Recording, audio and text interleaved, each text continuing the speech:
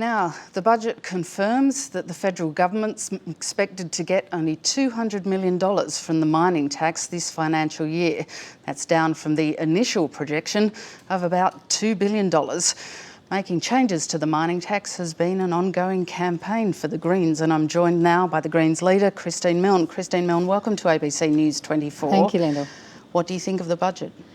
Well, I think that far from being a stronger, smarter and fairer Australia being delivered in this budget, it's actually a weaker, dumber, meaner Australia that is being shown here. $200 million from the mining tax proves once and for all this tax was so badly designed, so flawed, it needs to be fixed. It's clear we've got the opportunity to raise $26 billion with the mining tax. We should have done it. Wouldn't even a fixed mining tax, in your words, have the same problems that have bedeviled other profits-based taxes in this budget? That the circumstances of the high Australian dollar are causing difficulty and are leading to lower company profits, leading to less tax? No, there are structural problems in the mining tax that have got nothing to do with commodity prices. One is that it's structured at 22% when it should be 40%. One is it leaves out other commodities like gold. Another is the rebating of royalties to the states, the accelerated depreciation provisions. There are all kinds of structural weaknesses that need to be fixed. It never was going to raise the kind of money that was suggested because it's not just dependent on commodity prices. We should have fixed the mining tax, and now we've only got $200 million from the mining tax. So the government is taking $2.3 billion out of our universities. They're taking $1 billion out of renewable energy and the environment. Now, that is not a smart country at all. That is really dumb and does not position us well to be competitive as a nation in this century. They're also taking nearly $4 billion out of industry assistance under the carbon price because they're expecting the carbon price, when the carbon tax moves to an emissions trading scheme, to be well down on what they'd originally forecast. Do you think those changes are good ones? Well, I certainly think it's reasonable that the compensation reflects what the carbon price actually is. So if the carbon price falls, then the cost passed on to the consumer is less, therefore you would have less compensation. What I can't agree with and won't vote for is the cuts to the Renewable Energy Agency. We've just had the world flipping over 400 parts per million carbon dioxide. Now is the time we need to be revving up our efforts to convert to the low carbon economy. Now is not the time to be slashing money out of renewable energy projects, nor taking jobs out of CSIRO. I understand about 165 jobs are to go from there. If we're going to be a smart country, you have to invest in education from early childhood right through to universities. You have to invest in innovation. You have to make sure your export products are going to be intellectual property, capacity building around the world, not just focusing on dig it up, cut it down and ship it away. The Treasurer didn't give an indication in his press conference in the budget lock-up whether the government would be legislating anything in this budget apart from the Medicare levy increase, which is helping to fund disability care. Do you think the government will legislate anything before the election? Very hard to see, Linda, what they will put through the Parliament.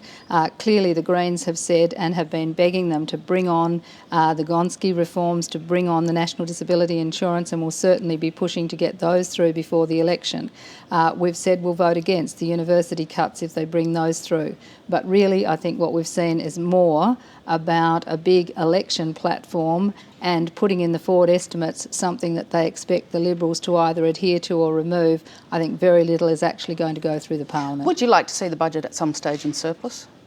At some stage, yes. In the economic cycle, that is reasonable. But we were the ones to say that the blind pursuit of the surplus last year was costing jobs, was bad for the economy, and we should actually relax it and go into deficit. But that doesn't mean to say that you don't raise money with revenue. The opportunity is there to raise money with the mining tax. The opportunity is there to raise it by taxing the bank's profits, for example, getting rid of fossil fuel subsidies. But you don't run the economy without a vision for the future. What do we want Australia to look like? That's what we need to invest in. Do you recognise that some of the tax increases you will propose would have an impact on the industries you're increasing tax on, would have the impact on some of the growth industries in this country?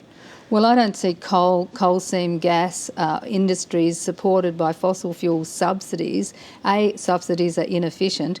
B, these are fossil fuels that we're talking about, and they are the ones we need to be phasing out. We need to be investing in renewables, getting across to the 100% renewable energy economy. AEMO says it can be done technically. We need to be prioritising it. Now is not the time to be having new coal mines, destroying the Great Barrier Reef, new coal seam gas. That's a bad idea. So under what circumstances, under your plans, could the budget be in surplus?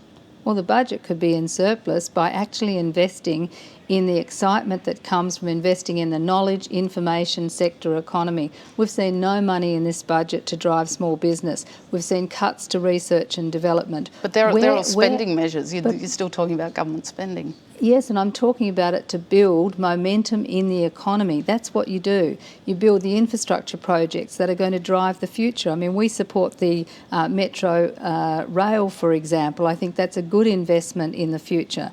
So let's have a look at the things that are going to actually create jobs, drive jobs in the information and knowledge economy. Let's actually drive the things that make for a smarter economy, make for a fairer society. But let's not insulate the miners from paying their fair share so that the poorer people in our community suffer the most, like the single parents. Where was the increase in New Start, for example? And what we're seeing is a huge amount being spent in cruel offshore detention policies, a big blowout in costs on detention, in fact more being spent on that than is actually going into Gonski or national disability. Christine Milne, thank you very much for your time. Thank you.